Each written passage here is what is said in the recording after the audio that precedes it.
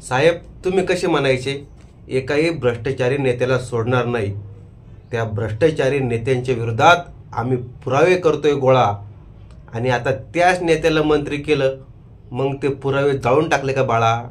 जय शिवराय. मी सागर कोलते पाटील, आपलं Kolte production YouTube चॅनलमध्ये हार्दिक स्वागत. ह्याच विषयावर आपण एक छोटीशी कविता बनवली आणि ह्या कवितेमधून आपण साहेबाला प्रश्न विचारणार आहे.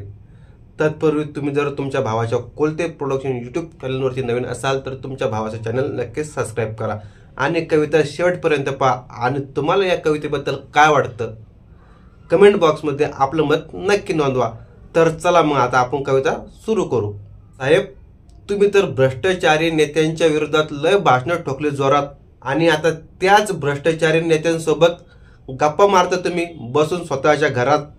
तुम्ही तर एका नेत्याला लय म्हणले होते चक्की पिसिंग पिसिंग चक्की पिसिंग, तेव्हा जरा बरं वाटलं होतं ते तुमचं भाषण पाहून, आणि आता तोच नेता तुमच्या खुर्चीला खुर्ची बसतो लावून.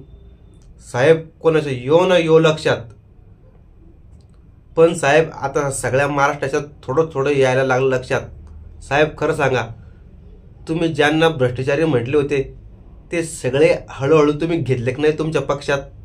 भ्रष्टाचारी नेते म्हणून साहेब तुम्ही त्यांच्या विरोधात कायम असायचे खडे, आणि आता तुमची स्वतःची पोळी भाजून घेण्यासाठी तुम्ही त्यांच्या तोंडात घालताय पेढे. लोक काय हो, लोक येडे. सगळं कळायला लागलं महाराष्ट्रातल्या लहान मोठ्या पोराला की हे साहेब सत्तेसाठी जाऊ शकतात कोणत्याही थराला. साहेब, सत्तेचा मलिदा खाण्यासाठी तुम्ही शपथ घेतली हो सकाळी उठून, आणि लोकांना काय सांगतात, आम्ही महाराष्ट्राच्या भल्यासाठी उठणार आहोत पेटून. कधी कधी ना डोक्यात येतो विचार, साहेब सत्तेसाठी एवढे कसे होऊ शकता लाचार? भावांनो, कविता कशी वाटली? आवडली असल्यास आपल्या कोलते प्रोडक्शन यूट्यूब चॅनल नक्कीच सबस्क्राईब करून जा. जय भवानी, जय जिजाऊ, जय शिवराय, जय शंभूराजे, जय महाराष्ट्र.